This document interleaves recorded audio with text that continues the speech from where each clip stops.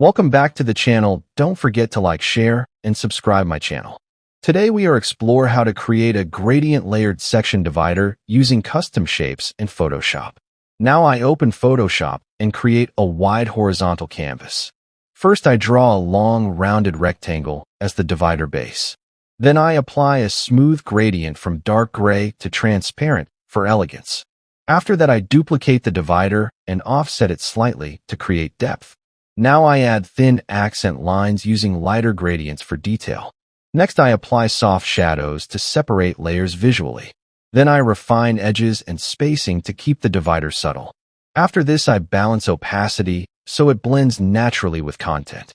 Finally I zoom out and polish the divider until it